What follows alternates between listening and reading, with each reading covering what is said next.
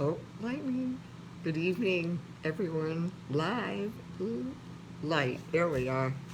Good evening from Century Village in Boca Raton.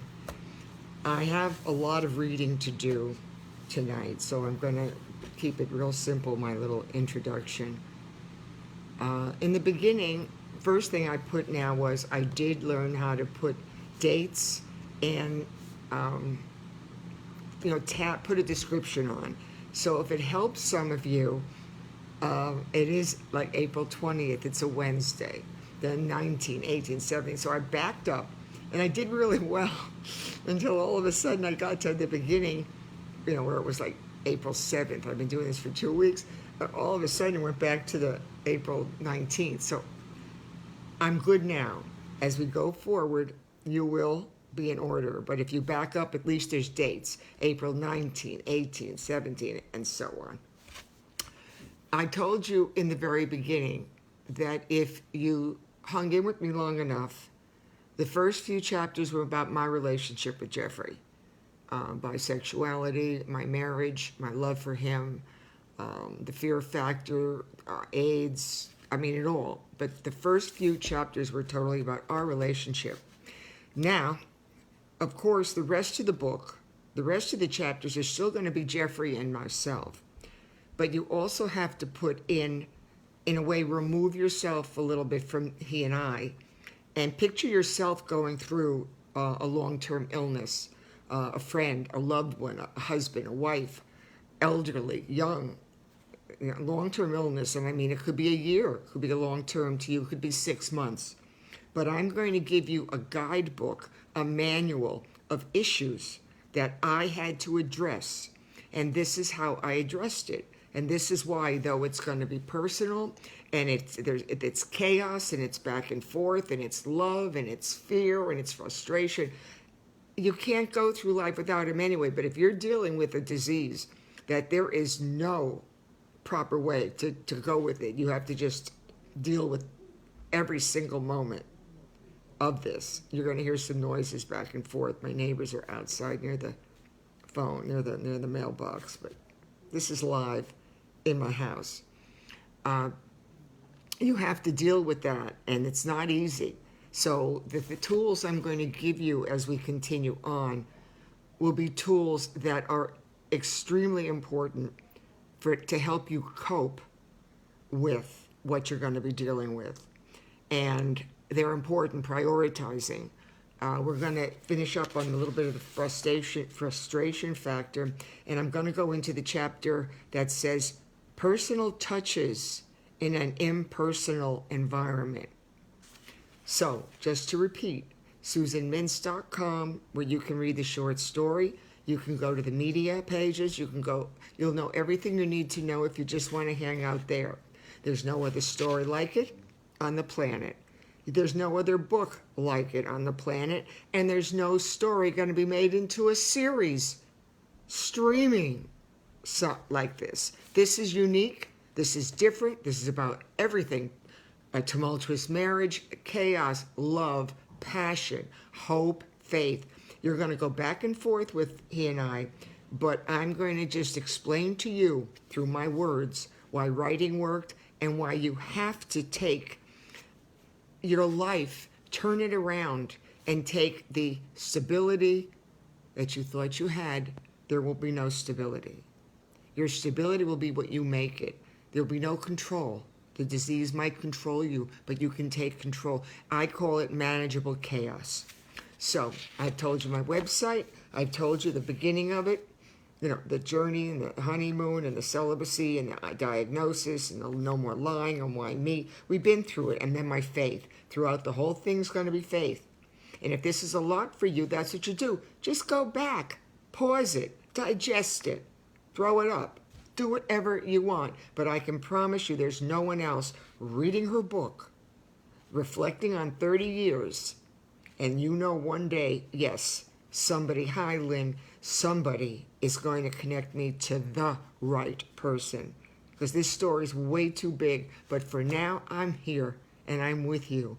And I'm going to give you some of the tools in this book down the road that are going to help you to cope and make a horrible situation better for you and the loved one you're taking care of. I had to learn it the hard way, but God blessed me with amazing gifts of focus, discipline. I tell you that.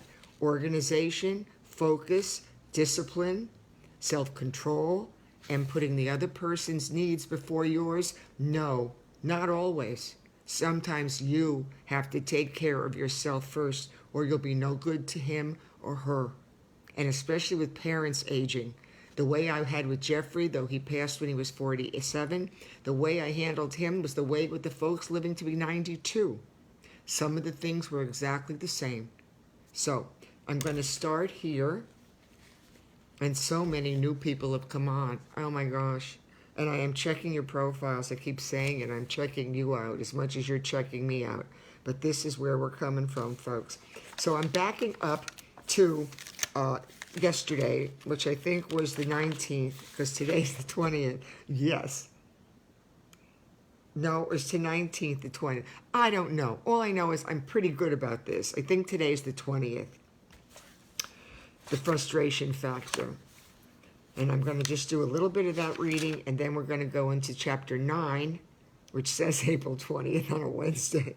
Personal touches in an impersonal environment. You wonder why I wait a few hours to listen to me? Because I make me laugh, and I know most of you are going, she might be all over the place, but one of these, she gets to it. Maybe the best way to express the way I feel is, and I'm beginning now, manageable chaos. Everything around me is out of control, but there is an organized plan to this madness. Here we go. It reminds me of a stage production with the same show appearing every day, every night, 365 days a year. As I write these thoughts down, I'm actually smiling because in some bizarre way, this scenario makes sense to me. I shall call my play The Frustration Factor. The hospital and the rooms are the setting for this production.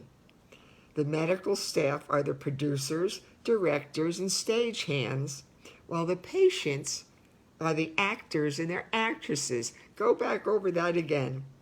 The frustration. The hospital and the rooms are the setting for that production. The medical staff are the producers. I'm so chilled. The directors, God is talking to me. And the stagehands, while the patients are the actors and the actresses. There are never any dress rehearsals or understudies. And not in a world where you're talking about a little serious, long-term, even short-term illness. Sometimes performances are perfect, and the show goes off without a hitch. The applause is for the job well done, and everyone is pleased with the reviews. But sometimes, there are the miscues, forgotten lines, and the show is terrible. When this happens, the actor/patient pays the price, takes the blame, and suffers the consequences. I had a front row seat to a show I didn't want to see, and when the curtain came down, all I wanted was for us to go home. If you don't share this with everybody you know in your world, you're shorting them out. So anyway, that's where we're coming from. If anything screws up in the hospital, the patient's going to suffer. If you mess up, the patient is the actor. And if he messes up, that's the patient. I didn't want to see when the curtain came down. I had a front row seat to a show I didn't want to see. And when the curtain came down, all I wanted was for us to go home. Exit. My darling, I didn't believe in miracles before, but I do now. Something just happened to me that I can't explain. As I was writing, I started to feel better. I was able to sort out my thoughts and was able to regain some order and focus back into my life. Writing. I think the shock phase of this time has finally left me, and I am feeling hopeful. It's like I'd taken my first deep breath of fresh air in days, and it felt wonderful. I thought we just might make it through this after all. I was more comfortable with myself and was beginning to feel alive again. I knew in my heart that nothing had changed concerning your illness, but I knew I was handling my emotions better. The surprising thing was that it happened so quickly, and it happened to both of us. One moment you were sleeping, and the next minute you were looking at me, asking what I was writing about. This is, a week into it, when he's in the hospital, gravely ill. One moment you were sleeping, Jeffrey, and the next minute you were looking at me, asking what I was writing about. Here I'm writing every single day. And he never knew it. He never understood it. I've probably gone through 3 journals already and every doctor's name and phone number. You smiled, took the pen from my hand and said, quote, "You've been a busy lady, haven't you?" End quote. You began asking me questions about your illness, how long you had been here, and what your doctors were doing. You were finally responding to the treatments, and we were both getting better together. You asked me to call your parents and have them bring over a hamburger, French fries, and a chocolate shake. You were speaking clearly, your voice was stronger, and you wanted something to eat. I knew then that we would make it through your recovery together.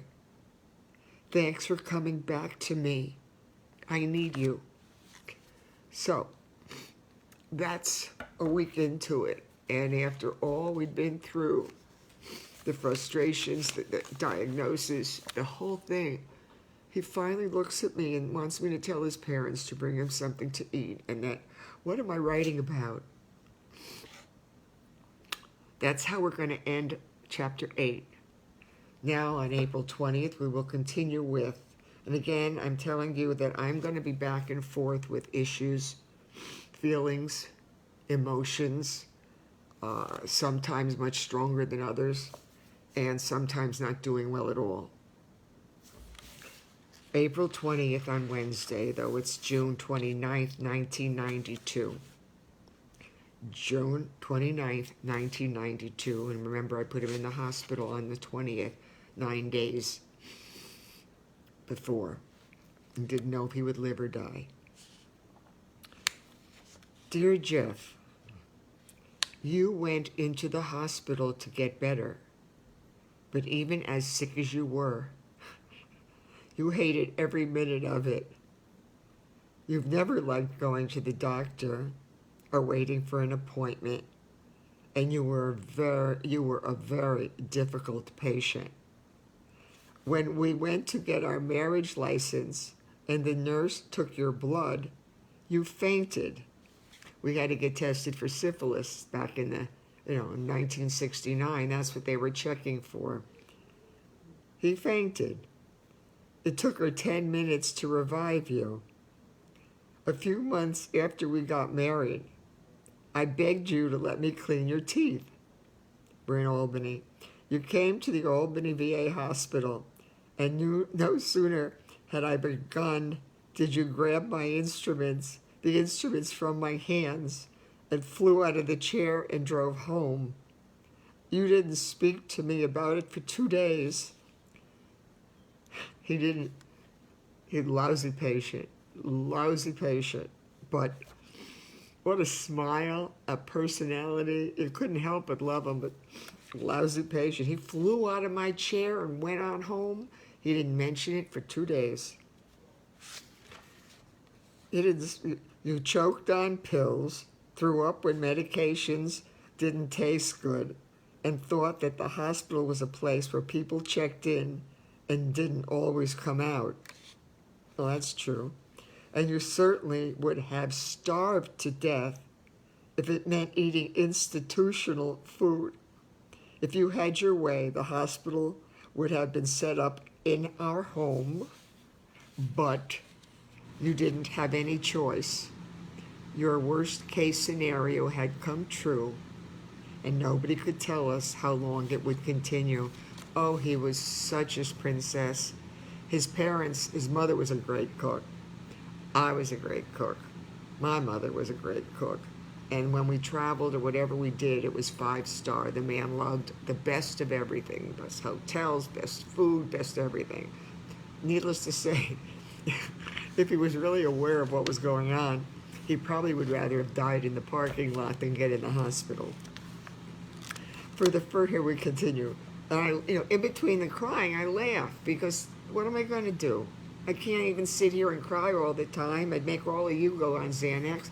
And I can't laugh all the time because this is life. This is his life that you may go through this tomorrow. You don't know. So you listen carefully and you tell your friends and you stay with me through this. For the first few days, you were oblivious to everything around you. I was very protective and concerned about your safety and well-being. And it was my responsibility to make sure you got whatever you required. Remember, this chapter is about personal touches in an impersonal environment. I don't think a hospital is personal. I think it's very impersonal, and this is some of the things I had to do. I went home only to freshen up and bring you back something you might need. I asked for a special recliner chair/bed to be put in the room so that I could spend the nights with you. I wanted to be close by to call for help if something unforeseen happened, since your condition was critical. The staff was very thankful I was staying in the room. Night after night, you woke up 2:00 a.m., delirious with fever, anxious and frightened. Your recovery was going to be agonizingly slow and overwhelmingly frustrating. Some days your progress was visibly apparent, while other times your setbacks only reinforced how ill you really were. I know a lot of you can connect with this. You have to be feeling this, or you have felt it, or you're going to go through it, and you're going to remember it. Some days your progress was visibly apparent, while other times your setbacks only reinforced how ill you really were. I find myself writing at all hours of the day and night. Writing. I documented the procedures, your treatments, and medications, and recorded the names of everyone who came into your room. Do it, folks. If you're going to be in that hospital for any length of time, get out your journal and start writing. Because there's 3 shift changes or 2 shift changes, and everybody comes in and out, and you have no idea who they are. And that's on a good day. I documented everything. The more information I detailed and outlined in my journal, the more valuable they became as a resource and reference guide for your illness and recovery. I told you that yesterday. The doctors were calling me for me to go through and tell them. Document everything if you have to, because you may need to call upon that resource. I loathed the constant confusion and disturbances during the first few days. Somebody else just came on. Oh, hi. Yes. Isaac Larkin. Oh, some of your names are so incredible, and you're from all over the country and world at this point. I loathe the constant confusion and disturbances during the first few days. Everything was in turmoil, and nothing seemed to be going right. I referred to this time as my energy drains because all of my energy was going out and nothing was coming in. I realized that the issues of privacy, self-respect, and your pride, Jeffrey, became very important. since your appearance always meant so much to you. It was heartbreaking and embarrassing for you to have people see you this way. Between the medical staff, your immediate family, and a few close friends, people were constantly coming in and out of our room. We didn't have any privacy, and I missed our, quote, alone times, end quote, together. I tried to screen the phone calls, but it was very difficult to refuse anyone's best wishes and prayers. People wanted to let us know how much they cared. Whenever someone did visit, I'd find myself crying because I felt their sadness when they saw how ill you were. That was another reason why my writing became so important to me. If we couldn't be alone, I knew I could share my private thoughts and feelings with you on paper. One more paragraph. Do you realize then when I'm talking about writing? God, if I wish I'd never taken a writing class in my life. I ate school. God just gave me a gift to be able to write. And through the writing, I've been able to speak and to tell you the importance of it. And I wish I had that platform now, nationally, to be able to tell people how valuable writing is. Really, not as a psychologist, not as a therapist, not as anybody, but someone who learned the value of it, was good at it, and could share it with people. You share your writing, or make it personal and don't. But you don't know 10, 15, 20, 30 years down the road what could happen. One more paragraph where I said making it personal. Yeah, it's an impersonal environment and personal touches. You always trusted my judgment and common sense, but now there was so much pressure and responsibility on me. I didn't know what decisions were right or wrong. When could you have visitors? Who could visit or for how long? If someone offered to bring something, what was appropriate?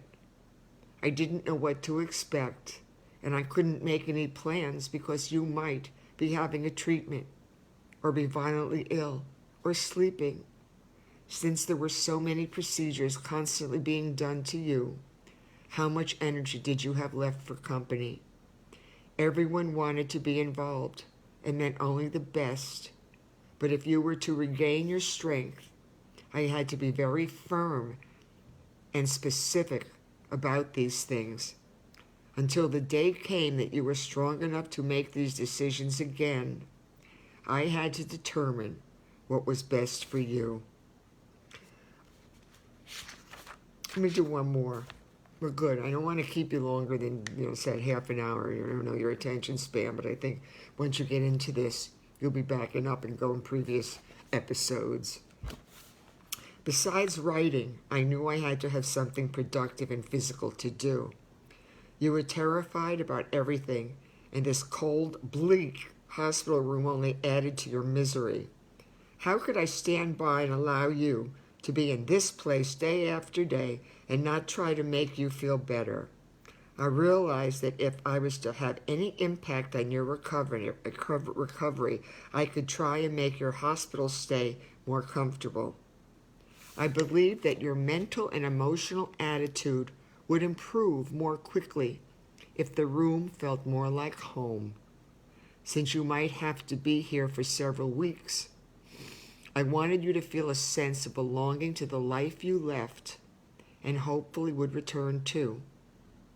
What could I do to make your room feel more homey and cheerful? I could bring your personal things and our home to you.